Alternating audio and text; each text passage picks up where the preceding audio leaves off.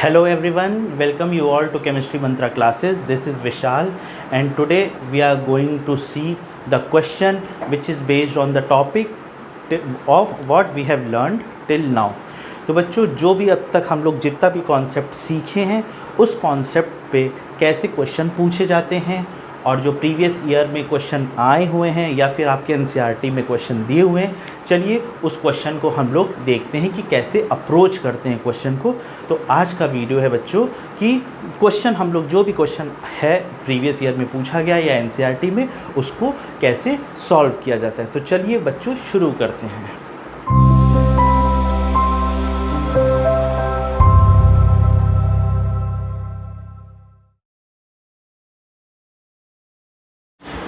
जो ये क्वेश्चन है आपका, write down the chemical reaction for the following when methane burn in oxygen to form carbon dioxide and water. तो बच्चों देखिए, आपको केमिकल रिएक्शन कई से रिलेटेड क्वेश्चन किसी भी तरीके से पूछा जा सकता है। हो सकता है कि आपको सिर्फ रिएक्टेंट दे कह दे कि प्रोडक्ट क्या बनेगा, या हो सकता है कि आपको रिएक्शन इन्फॉर्मेशन के फॉर्म में दे और आपको कहे कि उसका फॉर्मूला लिखिए, उससे रिएक्शन बनाइए और उसको बैलेंस कीजिए। या फिर ऐसे पूछ सकता है, रिएक्शन दे देगा, कहेगा balance the following chemical reaction. तो आपको केमिकल रिएक्शन से रिलेटेड कई तरह के क्वेश्चन पूछे जाते हैं। तो देखिए इस क्वेश्चन में क्या कह रहा है, methane burn in oxygen to form carbon dioxide and water, now write down the balanced chemical equation, ये क्वेश्चन है। तो बच्चों सिंपल देखिए, मीथेन तो सबसे पहले हम इसका इक्वेशन फॉर्म में कन्वर्ट कर लेंगे। इसका रिएक्शन क्या होगा बच्चों, देखिए मीथेन बर्न इन ऑक्सीजन तो CH4 plus oxygen O2 gives carbon dioxide and water. तो ये बच्चों रिएक्शन हो गया, ये हम रिएक्शन लिख लिए। अब कह रहा है balance the following chemical reaction. तो देखिए बैलेंस करने के लिए जैसा कि हम आपको एक तरीका बताए थे बच्चों, मैथमेटिकल मेथड, तो उसमें हम लोग क्या करेंगे, पहले A, फिर यहाँ B, यहाँ C और यहाँ D, ABCD आप पहले सबसे कंसिडर कर लेंगे। उसके बाद आप क्या करेंगे, जितने भी एलिमेंट्स हैं उनके आप एक इक्वेशन बनाएंगे सारे एलिमेंट के लिए। तो चलिए देखते हैं कैसे बनाते हैं। सबसे पहले बच्चों कार्बन ले लेते हैं। तो कार्बन के लिए इक्वेशन बनाइए। देखिए यहाँ पे कितने कार्बन है, एक, तो A इज़ इक्वल टू, इधर देखिए बच्चों कितने कार्बन है, एक कार्बन है, C, ये आपका पहला इक्वेशन बन गया। दूसरा देखिए हाइड्रोजन के लिए बना लीजिए, कितने एटम है हाइड्रोजन के, 4, तो 4 into A is equal to, इस साइड देखिए बच्चों कितने एटम है हाइड्रोजन के, 2 इंटू D, ये आपका दूसरा इक्वेशन बन गया बच्चों। तीसरा ऑक्सीजन के लिए बना लीजिए, 2 into B is equal to, इधर कितने ऑक्सीजन है बच्चों, देखिए 2 ऑक्सीजन इधर है और 1 ऑक्सीजन इधर है, तो हम लिख सकते हैं 2C प्लस D।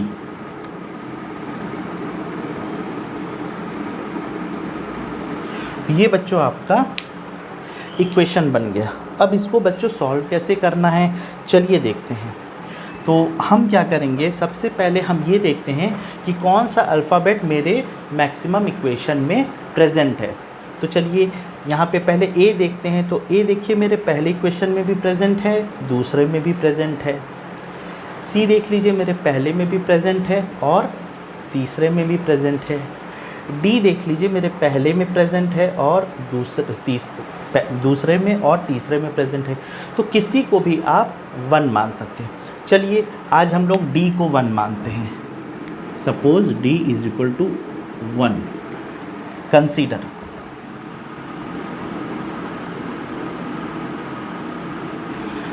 चलिए बच्चों D को 1 मान लिए। तो चलिए सबसे पहले क्या देखते हैं, जब D को 1 मान लेंगे तो यहाँ से A का वैल्यू हमें निकल जाएगा बच्चों। देखिए क्या होगा, 4 into A is equal to 2 into D, D का वैल्यू 1 है, तो A हो जाएगा बच्चों 2/4, दैट इज़ 1/2। तो A का वैल्यू हमको मिल गया 1/2, यहाँ हम लोग लिख दे रहे हैं A is equal to 1/2। A का बच्चों हमें वैल्यू मिल गया।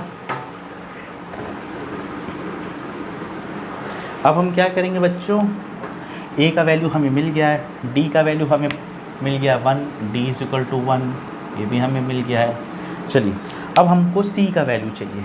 अब A का वैल्यू 1/2 है, यहाँ पे A का वैल्यू 1/2 हो गया तो C का भी वैल्यू क्या हो जाएगा बच्चों 1/2 इस इक्वेशन से, तो मेरा C भी हो गया 1/2। चलिए अब मेरा बचा B। तो B देखिए यहाँ से निकाल देंगे, यहाँ से कैसे निकलेगा बच्चों 2B is equal to 2C। C का वैल्यू देखिए 1/2 था तो 2 × 1/2 प्लस D का वैल्यू 1, तो बच्चों ये से ये कट गया, 1 + 1 2, तो ये क्या बताता है बच्चों 2B इज इक्वल टू 2, तो B इज इक्वल टू 1। अब देखिए बच्चों यहाँ से मेरा B का वैल्यू आ गया, B इज इक्वल टू 1। अब देखिए बच्चों आपके पास A का भी वैल्यू हो गया है, B का हो गया है, C का हो गया और D का हो गया। अब हम इस रिएक्शन में ये सारे वैल्यूज़ को पुट करते हैं।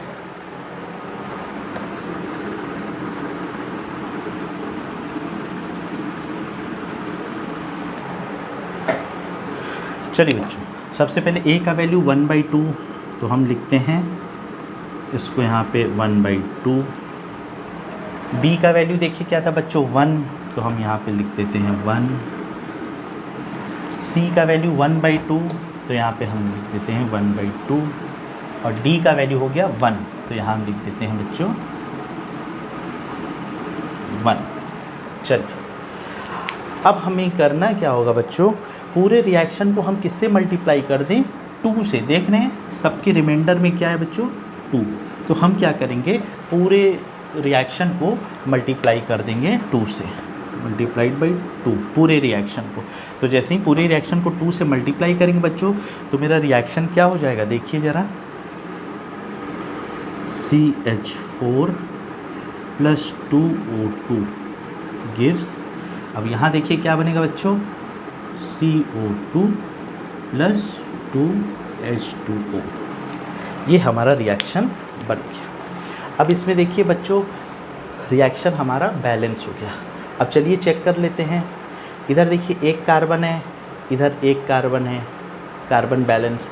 यहाँ 4 हाइड्रोजन एटम है, यहाँ देखिए 4 हाइड्रोजन एटम है, बैलेंस। यहाँ देखिए 4 ऑक्सीजन एटम है, यहाँ देखिए 2 ऑक्सीजन और 2 ऑक्सीजन, 4 ऑक्सीजन एटम। तो देखिए ये मेरा रिएक्शन हो गया बैलेंस। तो बच्चों ये हमारा रिएक्शन हो गया बैलेंस, किस फॉर्म मेथड से, मैथमेटिकल मेथड से। तो ये हमारा हो गया पहला क्वेश्चन सॉल्व। क्वेश्चन क्या था, write down the chemical reaction, balance chemical reaction when methane burn in oxygen to form carbon dioxide and water. तो सबसे पहले स्टेप आपको क्या करना है, कोई भी स्टेटमेंट उसको आपको रिएक्शन में कन्वर्ट करना है, और जब रिएक्शन में आप कन्वर्ट करेंगे तो उस समय आप बैलेंसिंग का ध्यान नहीं दीजिएगा बच्चों, सिर्फ आप चीज़ों को फॉर्मूला के हिसाब से रिएक्शन फॉर्म कीजिए। पहला स्टेप, जब रिएक्शन फॉर्म हो जाएगा उसके बाद आप फिर सेकंड स्टेप करेंगे कि उस रिएक्शन को बैलेंस कीजिएगा, ठीक है। तो ये मेरा था बच्चों पहला क्वेश्चन। चलिए अब दूसरा क्वेश्चन देखें। तो चलिए बच्चों ये आपका दूसरा क्वेश्चन है। कह रहा है question, convey the following information in the form of balanced chemical reaction. मतलब ये कह क्या रहा है, ये क्वेश्चन दिया हुआ है कुछ इन्फॉर्मेशन के फॉर्म में, और उस इन्फॉर्मेशन को आपको किसके में कन्वर्ट करना है, बैलेंस्ड केमिकल रिएक्शन में। चलिए अब देखिए क्या कह रहा है, on adding aqueous solution of sodium hydroxide to an aqueous solution of copper sulphate, comma copper hydroxide is precipitated and sodium sulfate remain in the solution। इसका मतलब ये कह क्या रहा है बच्चों कि जब ये एक्वस सोल्यूशन लिया सोडियम हाइड्रोक्साइड का और उसको ऐड किया कॉपर सल्फेट के एक्वस सोल्यूशन के साथ, तो उसको कॉपर हाइड्रोक्साइड का एक प्रेसिपिटेट मिला और दूसरा क्या मिला बच्चों, सोडियम सल्फेट। तो इसको रिएक्शन के फॉर्म में हम कैसे लिखेंगे, चलिए देखते हैं। ऊपर वाला हम मिटा दे रहे हैं। चल देखिए, on adding aqueous solution of sodium hydroxide, तो सबको आपको to an aqueous solution of copper sulphate. तो हम सबसे पहले क्या करेंगे बच्चों, copper sulphate CuSO4 plus aqueous solution of sodium hydroxide NaOH, ये आपको क्या देता है बच्चों, copper hydroxide is precipitated, copper hydroxide तो CuOH whole twice plus sodium sulphate Na2SO4। ये बच्चों आपका वर्डिंग कन्वर्ट हो गया इक्वेशन के फॉर्म में। अब कह रहा है कि बैलेंस्ड केमिकल रिएक्शन लिखिए, तो ये देखिए मेरा रिएक्शन बैलेंस नहीं है, तो अब इस रिएक्शन को हमें क्या करना होगा, बैलेंस करना होगा। तो चलिए अब इस रिएक्शन को बैलेंस करते हैं। फिर आपके ऊपर है, आप कोई भी मेथड ले लीजिए, या तो मैथमेटिकल मेथड ले लीजिए या फिर हिट एंड ट्रायल मेथड। तो चलिए इस रिएक्शन को भी हम दिखाते हैं मैथमेटिकल मेथड से कि कैसे सॉल्व करते हैं। तो बच्चों हम ये क्वेश्चन इरेज कर दे रहे हैं, आप नोट कर लीजिएगा वीडियो पॉज करके।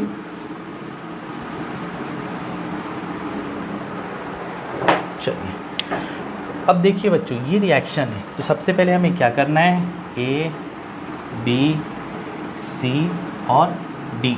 सबसे पहले क्या करना है बच्चों, ABCD आप मेंशन कर दीजिए।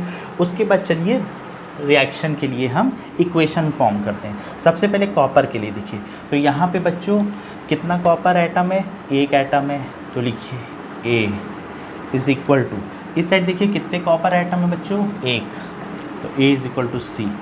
ये फर्स्ट रिएक्शन। चलिए बच्चों दूसरा इक्वेशन फॉर्म करते हैं हम लोग, किसके लिए बच्चों, सल्फ़र के लिए। चलिए यहाँ देखिए कितने सल्फ़र एटम है, एक, A इज़ इक्वल टू, यहाँ देखिए बच्चों इस साइड में कितने सल्फ़र एटम है, एक सल्फ़र एटम, तो A is equal to D। ये हो गया मेरा दूसरा। तीसरा चलिए बच्चों देखते हैं ऑक्सीजन के लिए। ऑक्सीजन के लिए देखिए बच्चों यहाँ कितने एटम है ऑक्सीजन के, 4, और यहाँ पे है एक एटम, यहाँ पे तो 4 एटम और एक यहाँ पे, तो 4 × A प्लस यहाँ पे कितने बच्चे, एक एटम है, 4A plus B is equal to, इस साइड में देखिए कितने एटम है बच्चों ऑक्सीजन के, देखिए 2 यहाँ पर हैं और 4 यहाँ पे हैं, तो हम लिख सकते हैं 2C प्लस 4D। ये मेरा तीसरा इक्वेशन। चौथा इक्वेशन बच्चों हम लोग किसके लिए बनाएंगे, सोडियम के लिए बनाते हैं। चलिए सोडियम देखिए बच्चों इधर कितना एटम है, एक एटम है, तो हम लिख सकते हैं B इज़ इक्वल टू, यहाँ देखिए सोडियम के कितने एटम है बच्चों, 2 एटम है, 2D। ये मेरा हो गया चौथा।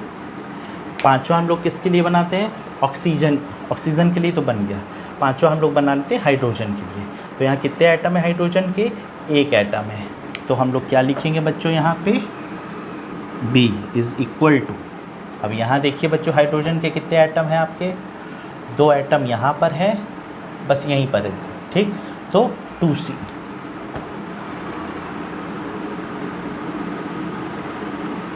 तो ये बच्चों 5 अलग अलग एलिमेंट थे रिएक्शन में, तो हम 5 इक्वेशन फॉर्म कर लिए।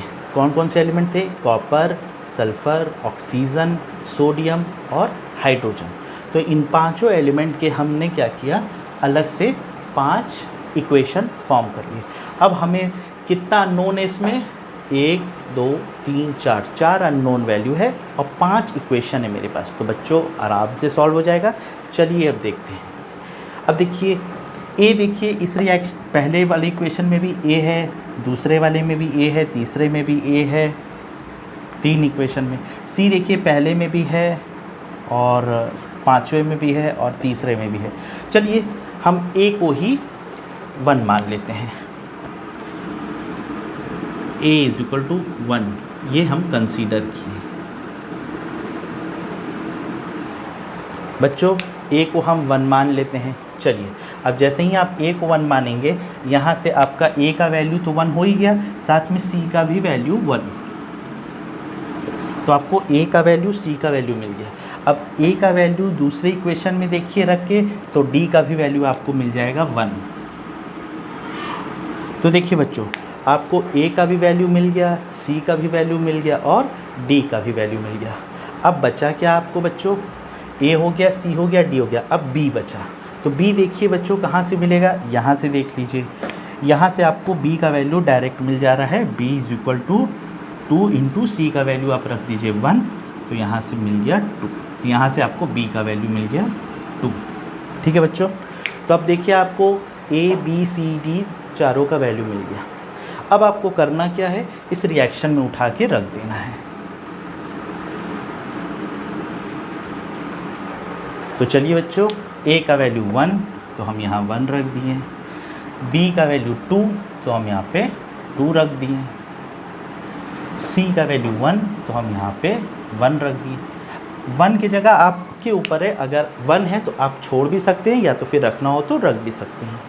और d का वैल्यू 1 तो यहाँ पे हम 1 रख दिए। तो देखिए बच्चों, आपका रिएक्शन हो गया बैलेंस। अब चेक करना है, चेक कर लीजिए। कॉपर आइटम देखिए इधर कितने, 1, इधर देखिए कितने हैं, 1, बैलेंस। सल्फ़र देखिए इधर कितने हैं, 1, इधर देखिए सल्फ़र कितने आइटम है, 1, हमारा सल्फ़र भी बैलेंस है।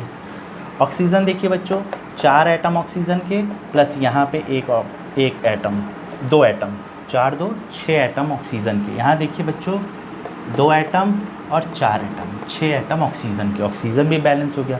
सोडियम देखिए बच्चों, इधर 2 एटम सोडियम के, इधर भी 2 एटम, सोडियम सॉल्व हो गया।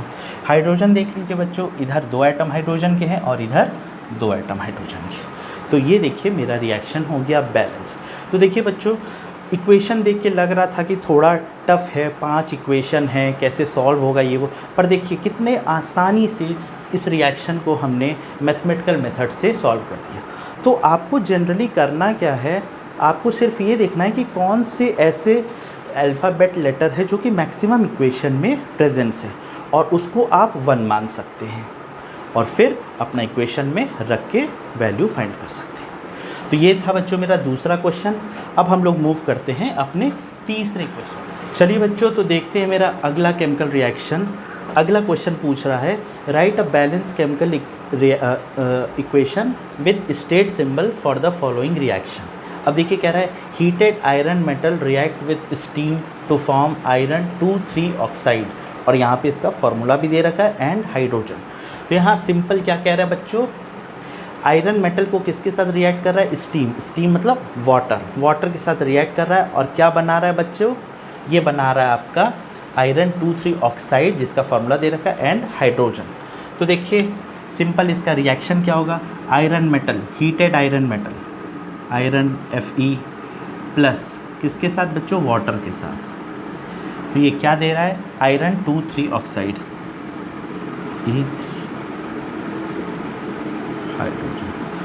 एक चीज़ बच्चों ध्यान रखिएगा, यहाँ पे देखिएगा आयरन 2,3 ब्रैकेट में दिया हुआ, इसका क्या मतलब है। देखिए कुछ ऐसे एलिमेंट्स हैं मेरे पीरियोडिक टेबल में जो मल्टीपल वैलेंसी को शो करते हैं, जिसमें से iron is one of them. तो आयरन क्या है बच्चों, ये मल्टीपल वैलेंसी शो करते हैं। इसकी वैलेंसी कई केस में 2 भी होती है और कुछ केस में, कुछ कंपाउंड के केस में इसकी वैलेंसी 3 होती है। तो यहाँ पे 2 और 3 का सिंपली यही मतलब है, अगर जिस भी एलिमेंट के सामने 2 3 ऐसे लिखा हो, इसका मतलब ये है कि वो अपने मल्टीपल वैलेंसी स्टेट में एग्जिस्ट करता है और कोई भी मतलब नहीं है। ठीक है, तो बच्चों ये मेरा हो गया केमिकल रिएक्शन। अब इसको क्या कह रहा है, राइट बैलेंस्ड इक्वेशन। अब इसको बैलेंस करना है। तो देखिए इक्वेशन बैलेंस नहीं है बच्चों, बैलेंस के लिए फिर वही तरीका ABCD वाला मेथड। तो चलिए देखते हैं इसमें भी कैसे अप्लाई करते हैं।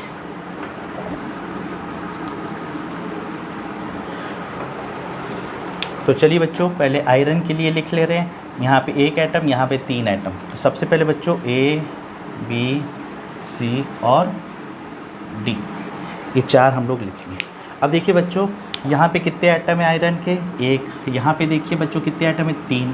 तो A = 3C, ये मेरा पहला इक्वेशन बन गया। दूसरा देखिए बच्चों, हाइड्रोजन, हाइड्रोजन के लिए देखिए 2 एटम इधर है और 2 एटम इधर है। तो 2B = 2D, 2B = 2D, ये मेरा बच्चों दूसरा इक्वेशन बन गया। और तीसरा देख लीजिए बच्चों, ऑक्सीजन के लिए कितने एटम है ऑक्सीजन के, 1। तो यहाँ पे B = यहाँ देखिए कितने ऑक्सीजन के एटम है बच्चों, 4 एटम। तो 4C। तो ये बच्चों मेरा इक्वेशन बन के तैयार हो गया। अब आपके पास देखिए बच्चों 1 2 3 4 4 अननोन है और 3 इक्वेशन है। अब चलिए इस इक्वेशन को सॉल्व करते हैं।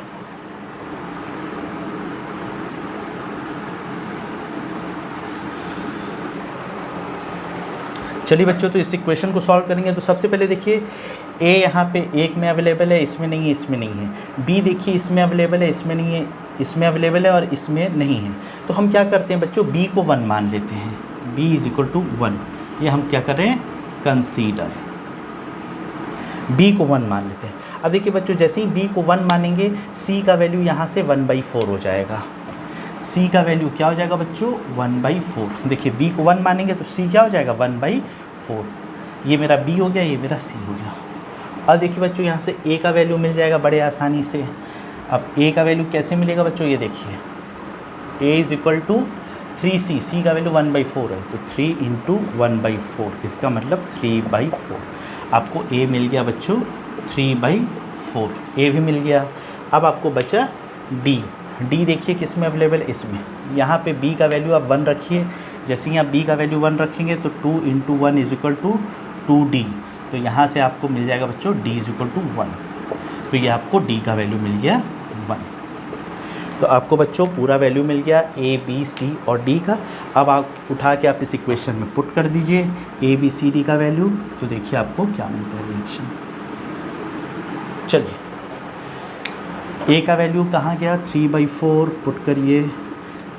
b का वैल्यू कितना था बच्चों, 1, तो यहाँ 1। c का वैल्यू बच्चों 3/4, तो यहाँ पे 3/4।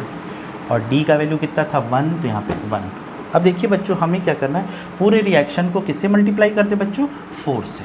तो पूरे रिएक्शन को आप 4 से मल्टीप्लाई कर दीजिए। तो जैसे ही आप मल्टीप्लाई करेंगे, मेरा नया रिएक्शन क्या बन जाएगा बच्चों, 3Fe प्लस 4H2O गिव्स, यहाँ से जब 4 से मल्टीप्लाई करेंगे तो 4 4 कैंसिल, 3Fe3O4 प्लस यहाँ से 4H2। तो ये आपको बच्चों रिएक्शन हो गया बैलेंस। तो देखिए बच्चों, अब ये रिएक्शन आपका बैलेंस हो गया। आप चाहें तो चेक कर सकते हैं। यहाँ से देखिए बच्चों, चेक कीजिए ज़रा। सॉरी बच्चों, C का वैल्यू 1/4 है। C का वैल्यू यहाँ पे 1/4 आ रहा है। तो जब C का वैल्यू 1/4 आएगा तो यहाँ पे बच्चों Fe3O4 प्लस 4H2। अब देखिए बच्चों, ये मेरा रिएक्शन बैलेंस हो गया। अब देखिए यहाँ पे कितने आयरन एटम है, 3। यहाँ पे देखिए 3 आयरन बैलेंस है। यहाँ पे देखिए हाइड्रोजन के कितने एटम है, 4 2 8। इधर देखिए कितने एटम है, 4 2 8। ऑक्सीजन के देखिए 4 एटम है। इधर देखिए बच्चों 4 एटम है। तो ये आपका रिएक्शन हो गया बैलेंस। तो ये बच्चों देखिए, मैथमेटिकल मेथड्स बच्चों बहुत ही आसान और बहुत ही तेज़ मेथड है। इससे आप क्या कर सकते हैं, रिएक्शन को तुरंत बैलेंस कर सकते हैं, प्रोवाइडेड कि आप उस पर कितना प्रैक्टिस किए हैं। तो जनरली आपको करना कुछ नहीं है, आपको प्रैक्टिस ज़्यादा से ज़्यादा करना है किसी भी चीज़ पे। जो भी कॉन्सेप्ट हम बताते हैं उस पर खूब प्रैक्टिस कीजिए। 8 क्वेश्चन, 10 क्वेश्चन, 12 क्वेश्चन, जितना क्वेश्चन लगाएंगे बच्चों उतना आपके लिए ही बेनिफिट है। ठीक है, तो ये हमारा था बच्चों तीसरा क्वेश्चन। अब हम लोग अपने नेक्स्ट क्वेश्चन पे मूव करते हैं, फोर्थ वन।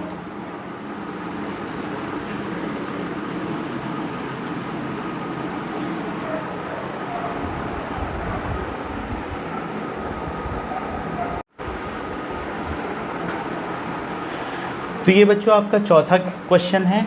ये क्वेश्चन में क्या कह रहा है, write down balanced chemical reaction.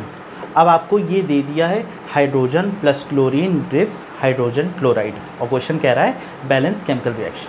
तो आपको क्या करना है बच्चों, अब इसको पहले क्या करना है, रिएक्शन में कन्वर्ट करना है। तो देखिए hydrogen plus Cl2 gives HCl। पहले सबसे हम क्या करेंगे, बिना बैलेंस किए हम सबसे पहले इक्वेशन में कन्वर्ट करेंगे बच्चों। जब इक्वेशन बन जाएगा तब नेक्स्ट स्टेप पे जाएंगे बैलेंस करने। तो चलिए ये मेरा इक्वेशन बन गया है, अब हम इसको बैलेंस करते हैं। तो बैलेंस करने के लिए फिर बच्चों इसको A मान लीजिए, इसको B मानिए और इसको C मान लीजिए। अब देखिए रिएक्शन लिखिए, 2A इज़ इक्वल टू, यहाँ देखिए हाइड्रोजन कितने, 1, C, ये पहला इक्वेशन है। दूसरा देख लीजिए बच्चों, क्लोरीन के लिए देख लीजिए, 2B इज़ इक्वल टू, यहाँ देखिए C, ये दूसरा इक्वेशन बच्चों। देखिए दो ही इक्वेशन बना बच्चों, 2A is equal to C, यहाँ से 2A is equal to C, और यहाँ से बना बच्चों 2b इज इक्वल टू सी, दो इक्वेशन। अब हम क्या बच्चों किसको मानेंगे 1, चलिए c को 1 मान लेते हैं, हम c is equal to 1 consider करते हैं। ठीक है बच्चों, जैसे ही c हम 1 कंसीडर करेंगे a का वैल्यू मेरा क्या हो जाएगा बच्चों, a भी मेरा 1/2 हो जाएगा, इस रिएक्शन से हो जाएगा कि नहीं। और जब a 1/2 हो जाएगा, अब c यहाँ पे पुट करके b का रिएक्शन, b का वैल्यू यहाँ से निकल जाएगा। अब जब a 1/2 हो गया तो b भी देखिए बच्चों मेरा, जब c का वैल्यू 1 रखेंगे तो b क्या हो जाएगा 1/2। अब मेरा b भी हो गया 1/2। तो हमें बच्चों तीनों वैल्यू मिल गया, a का भी, b का भी, c का भी। अब हमें करना क्या है, इस रिएक्शन में उठा के वैल्यू को रिप्लेस कर देना है।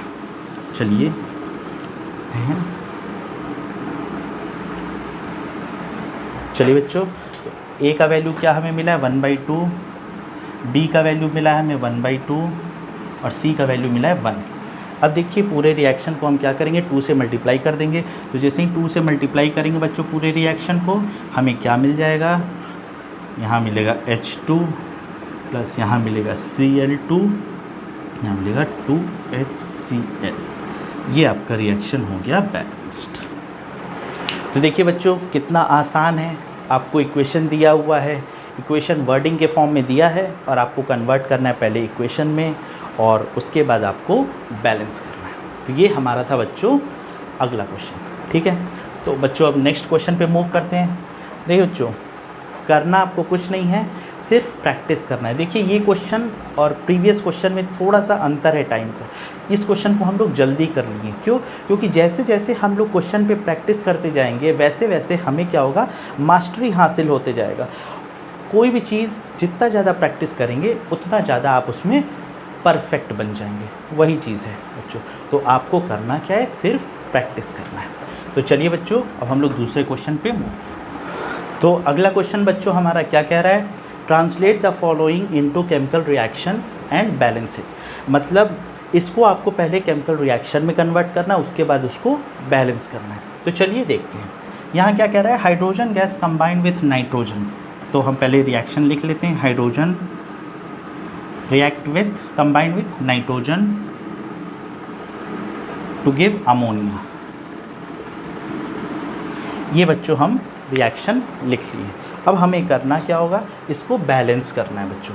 तो बैलेंस करने के लिए फिर वही मेथड लेते हैं, इसको A मानते हैं, इसको B मानते हैं और इसको C मानते हैं। चलिए जल्दी से रिएक्शन लिख लीजिए। हाइड्रोजन के लीजिए तो क्या होगा, 2A is equal to 3C, 2A is equal to 3C। ये मेरा हो गया हाइड्रोजन के लिए। नाइट्रोजन के लिए देख लीजिए बच्चों, 2B is equal to 3C, नहीं C, sorry 2B is equal to C। ये हमारा हो गया नाइट्रोजन के लिए। अब 3 अननोन है, 2 रिएक्शन है, दोनों रिएक्शन को सॉल्व कीजिए। चलिए बच्चों हम इसमें C को देख रहे हैं, दोनों इक्वेशन में तो हम C को 1 मान ले रहे हैं बच्चों। तो यहाँ पे जैसे हम C is equal to 1 consider कर रहे हैं, जैसे हम C को बच्चों 1 कंसीडर करेंगे, यहाँ से मेरा B का वैल्यू क्या हो जाएगा बच्चों, यहाँ से B का वैल्यू 1/2 हो जाएगा कि नहीं, बिल्कुल। अब B का वैल्यू 1/2 हो गया, C का वैल्यू 1 हो गया। अब हमको किसका वैल्यू चाहिए बच्चों, A का वैल्यू। अब यहाँ पे C का वैल्यू उठा के रखिए, C का वैल्यू 1 रखेंगे तो यहाँ से A का वैल्यू हमें क्या मिलेगा बच्चों, देखिए 2A इज इक्वल टू 3 × 1। तो यहाँ पे A का वैल्यू मिल जाएगा 3/2। तो देखिए यहाँ पे हमको A का वैल्यू मिल गया 3/2। अब हम जनरली क्या करेंगे, उठा के सबको इक्वेशन में पुट कर देंगे।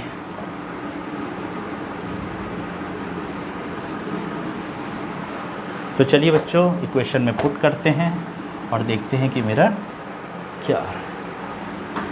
A का वैल्यू 3/2 यहाँ पुट करिए, B का वैल्यू 1/2 और C का वैल्यू 1। अब देखिए बच्चों पूरे रिएक्शन को हम किससे मल्टीप्लाई करेंगे, 2 से मल्टीप्लाई करेंगे। जैसे ही मल्टीप्लाई करेंगे मेरा क्या होगा, 3H2 plus N2 give 2NH3। ये मेरा हो गया बच्चों बैलेंस्ड इक्वेशन। देखिए कितना आसान है बच्चों, कोई भी रिएक्शन को हम कितने आसानी से बैलेंस कर ले रहे हैं। करना कुछ नहीं है। अगर वर्डिंग में दिया हुआ है तो आपको पहले कन्वर्ट करना है इक्वेशन में, फिर दूसरा स्टेप क्या है, आपको सॉल्व करना है मैथमेटिकल मेथड से। तो ये है बच्चों आपका अगला क्वेश्चन। ठीक,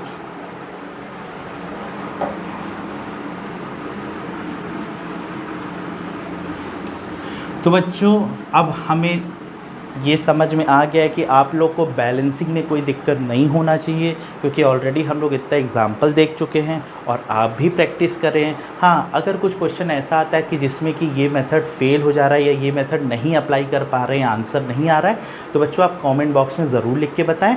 हम लोग नेक्स्ट क्लास में उस क्वेश्चन को भी क्लास में ही सॉल्व करवाएं। Respiration considered as an exothermic process. तो बच्चों हम आपको पहले ये बता चुके हैं कि कोई भी रिएक्शन है, रिएक्शन का नेचर भी होता है, या तो एंडोथर्मिक होगा रिएक्शन या तो एक्सोथर्मिक। वो हम कैसे आइडेंटिफाई करेंगे कि रिएक्शन मेरा एंडोथर्मिक है या एक्सोथर्मिक? देखिए बच्चों, कुछ रिएक्शंस होते हैं जिसमें बहुत ज़्यादा हीट प्रोड्यूस होते हैं। तो जिस रिएक्शन में हीट प्रोड्यूस होते हैं उस रिएक्शन का नेचर कैसा होता है बच्चों? उस रिएक्शन का नेचर एक्सोथर्मिक होता है। कैसा होता है बच्चों? एक्सोथर्मिक। क्यों? क्योंकि उस रिएक्शन में बहुत ज़्यादा अमाउंट में हीट प्रोड्यूस हो रहे हैं।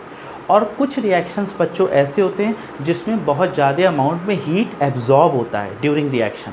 वैसे रिएक्शन को हम लोग बोलते हैं बच्चों वैसे रिएक्शन को हम लोग क्या बोलते हैं? Endothermic reaction. तो यहाँ पे क्या कह रहा है बच्चों? Why respiration considered as an exothermic process. अब आपको पता है एक्सोथर्मिक तभी होगा जब कोई भी रिएक्शन बहुत ज़्यादा हीट को क्या करेगा बच्चों? प्रोड्यूस करेगा। तो रेस्पिरेशन में जैसा कि होता क्या है, बहुत ज़्यादा अमाउंट में हीट प्रोड्यूस होता है ड्यूरिंग रेस्पिरेशन। इसीलिए रेस्पिरेशन कैसा प्रोसेस है बच्चों? एक्सोथर्मिक प्रोसेस है। क्यों? क्योंकि इसमें बहुत ज़्यादा अमाउंट में हीट प्रोड्यूस होता है। और दूसरी बात बच्चों, कभी भी रिएक्शन में अगर आपको शो करना होगा हीट प्रोड्यूस या फिर हीट एब्जॉर्ब, तो करेंगे क्या? अगर कोई रिएक्शन में हीट एब्जॉर्ब हो रहा है तो हम लोग हीट एब्जॉर्ब किस साइड मेंशन करेंगे? रिएक्टेंट साइड में। ध्यान से सुनिए बच्चों, अगर कोई रिएक्शन में हीट एब्जॉर्ब हो रहा है ड्यूरिंग केमिकल रिएक्शन, तो वो हीट एब्जॉर्ब हम कहाँ पे मेंशन करेंगे रिएक्शन में? लेफ्ट हैंड साइड में, रिएक्टेंट साइड में जिसको बोलते हैं। ठीक है। और किसी रिएक्शन में आप देखेंगे कि बहुत ज़्यादा हीट रिलीज़ हो रहा है, तो बहुत ज़्यादा हीट रिलीज़ हो रहा है तो रिएक्शन मेरा हो जाएगा एक्सोथर्मिक। और उस केस में हम कहाँ पे हीट को वो करते हैं बच्चों? हीट को हम शो करते हैं या डिनोट करते हैं? वो हम करते हैं प्रोडक्ट साइड में। ठीक है। तो ध्यान दीजिएगा, एंडोथर्मिक रिएक्शन के केस में हीट को हम कहाँ शो करेंगे बच्चों? रिएक्टेंट साइड में। और एक्सोथर्मिक में कहाँ शो करेंगे? प्रोडक्ट साइड में।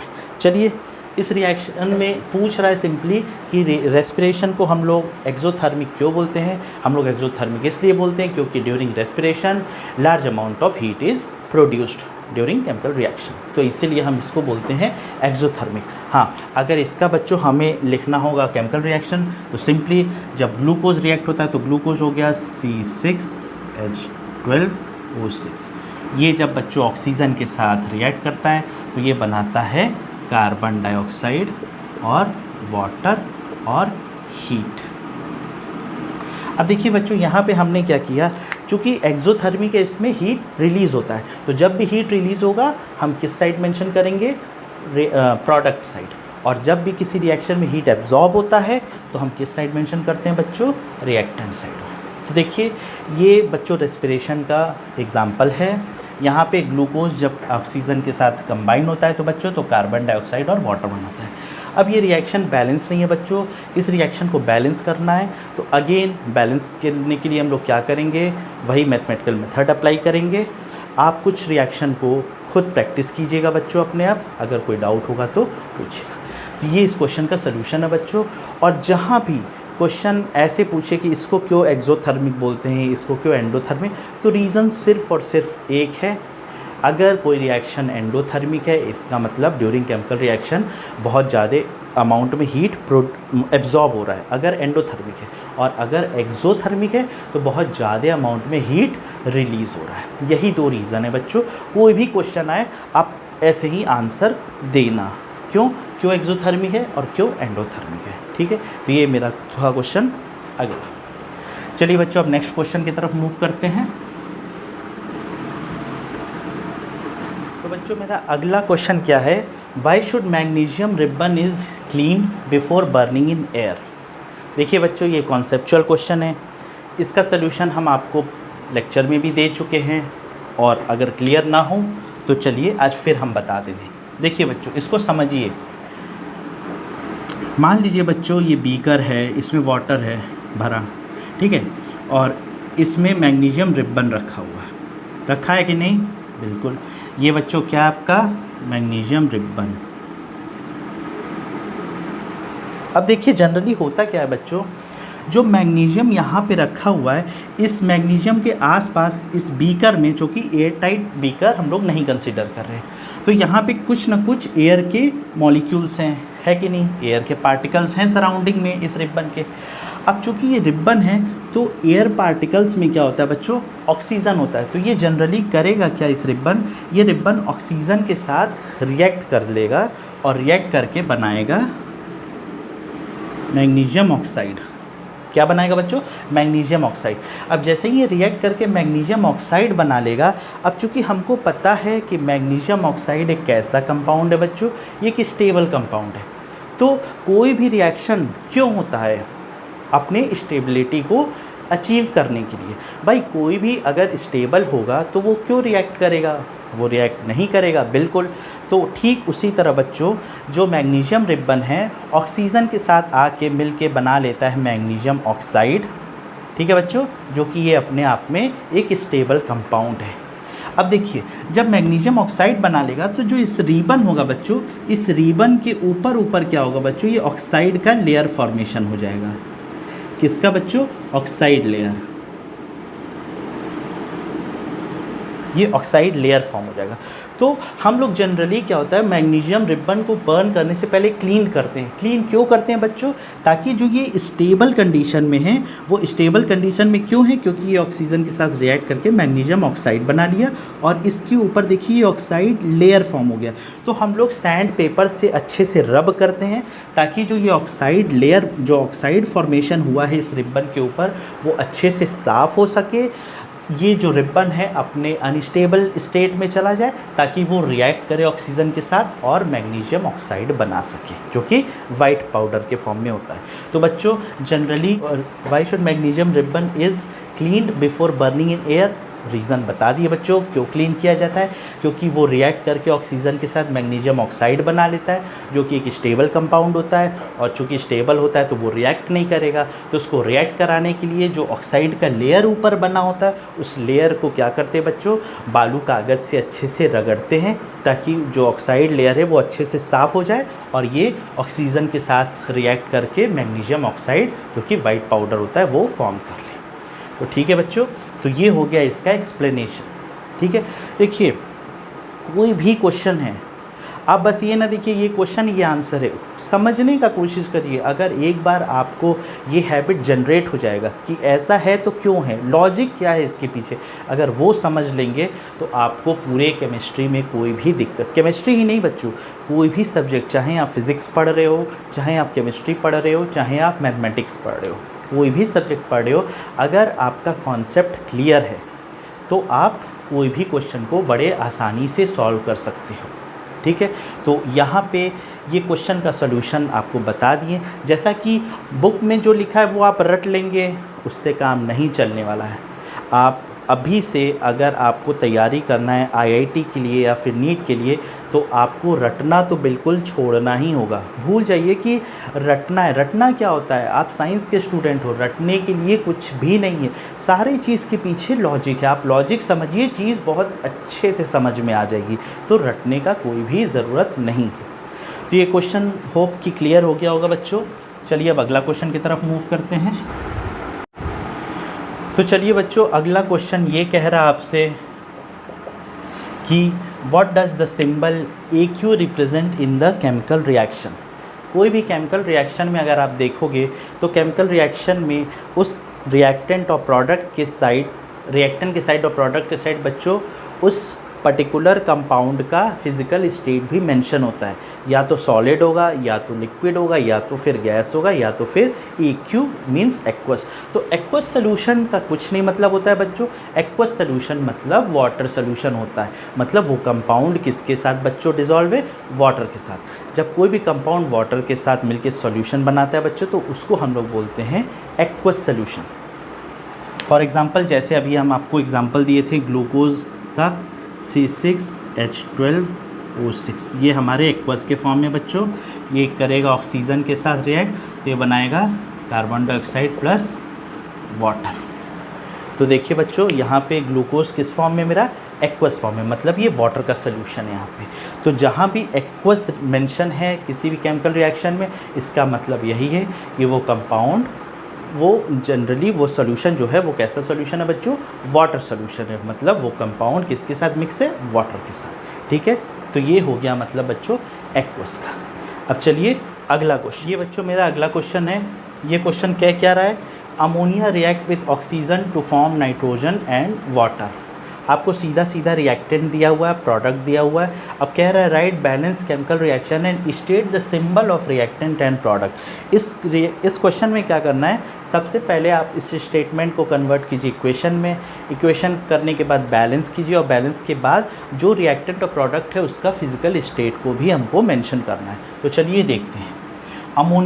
अमोनिया रिएक्ट विद ऑक्सीजन, तो हम लिखेंगे NH3 प्लस ऑक्सीजन O2, ये क्या बनाता है बच्चों, नाइट्रोजन N2 प्लस वाटर। ये बच्चों आपका बन गया केमिकल इक्वेशन। अब इसका अगर आपको बच्चों फिजिकल स्टेट लिखना है, तो देखिए ये गैस है, ये आपका गैस है, ये भी गैस है, और ये आपका क्या है, लिक्विड है। तो ये आपका फिजिकल स्टेट बच्चों मेंशन कर दिए। अब इस रिएक्शन को कह रहा है कि बैलेंस कीजिए, तो बैलेंस करने के लिए फिर हम लोग वही करते हैं, ABCD, इसको A, इसको B, इसको C और इसको D। अब बच्चों इस रिएक्शन को बैलेंस करके आपको बताना है कि इसका बैलेंस इक्वेशन क्या होगा। जल्दी से आप इसको सॉल्व कीजिएगा और नीचे कमेंट बॉक्स में आंसर लिखिएगा। हम सबका आंसर चेक करेंगे बच्चों कि किसने सही इस क्वेश्चन को सॉल्व किया है। ठीक है, तो 50% क्वेश्चन हमने सॉल्व कर दिया बच्चों, 50% आपको करना है। आपको करना कुछ नहीं है, इस रिएक्शन को सॉल्व करके आंसर कमेंट बॉक्स में लिखना है। तो चलिए अगला क्वेश्चन देखते हैं। तो अगला क्वेश्चन कह रहा है बच्चों, what is the role of catalyst in the chemical reaction. ये क्वेश्चन आपको पूछा गया है CBSE 2008 में। ठीक है बच्चों, ये क्वेश्चन आपको पूछा गया है प्रीवियस ईयर बोर्ड एग्जाम में। कब, 2008 में। What is the role of catalyst in a chemical reaction. अब देखिए इस क्वेश्चन का आंसर क्या है बच्चों। कैटलिस्ट क्या होता है, कैटलिस्ट एक तरह का मीडिएटर का काम करता है बच्चों। वो क्या करता है, कुछ केमिकल रिएक्शंस आपको पता है बहुत फास्ट होते हैं, और कुछ केमिकल रिएक्शंस होते हैं बच्चों बहुत स्लो होते हैं। ठीक है, कुछ केमिकल रिएक्शन बहुत फास्ट होते हैं, कुछ केमिकल रिएक्शन बहुत स्लो होते हैं। तो जनरली जो कैटलिस्ट का काम क्या होता है, कैटलिस्ट क्या आता है, रेट ऑफ रिएक्शन का जो रेट होता है बच्चों, ये अभी आप लोग आगे पढ़ोगे डिटेल में कि रेट ऑफ रिएक्शन क्या होता है, ये सारा चीज़। अभी सिर्फ इतना जान लीजिए बच्चों कि जो किसी भी केमिकल रिएक्शन का रेट होता है उसको क्या करता है, बूस्ट अप कर देता है। कैटलिस्ट का काम क्या होता है कि कैटलिस्ट मीडिएटर की तरह एक्ट करता है, और अपने इन्वॉल्व नहीं होगा, पर केमिकल रिएक्शन का जो रेट होगा, रेट ऑफ किसी भी केमिकल रिएक्शन का जो रेट होगा वो इंक्रीज़ कर देगा बिना उसमें पार्टिसिपेट किए। तो मतलब कैटलिस्ट का काम क्या होता है, कोई भी केमिकल रिएक्शन है उसको बूस्ट अप करना without taking part in it. ठीक है, तो what is the role of catalyst in the chemical reaction. Role of catalyst is it increase the rate of reaction without involving in it. मतलब catalyst क्या करता है बच्चों, rate of reaction को increase कर देता है बिना पार्टिसिपेट किए। ठीक है, तो ये हो गया बच्चों कैटलिस्ट। चलिए अब अगला क्वेश्चन देखते हैं। तो अगला क्वेश्चन क्या कह रहा है बच्चों, ये क्वेश्चन आपके पूछा गया है CBSE 2009 में। अब देखिए इस क्वेश्चन में क्या कह रहा है बच्चों, a student takes some zinc granule in a test tube and add dilute hydrochloric acid in it. Is there any effect on the color of zinc granules। कह रहा है एक टेस्ट ट्यूब में जिंक ग्रेन्यूल्स लिए और उसमें हम लोग डाइल्यूट हाइड्रोक्लोरिक एसिड को ऐड किए। तो ऐड करने के बाद क्या जिंक का जो कलर है कोई उसमें कलर चेंज आएगा? तो होगा, आंसर क्या होगा बच्चों? No, there will be no colour change of zinc granule, कोई भी कलर का चेंज नहीं आएगा। और इसका रिएक्शन आप लिख दोगे बच्चों, जब जिंक है, जिंक इसको जब HCl के साथ रिएक्ट करते हो बच्चों, जो कि डाइल्यूट के फॉर्म में है, तो ये हमारा क्या बनाएगा बच्चों? ZnCl2 plus H2 gas. तो बच्चों इस रिएक्शन में क्या हो रहा है देख रहे हैं? हाइड्रोजन गैस इवॉल्व हो रहा है, ठीक है।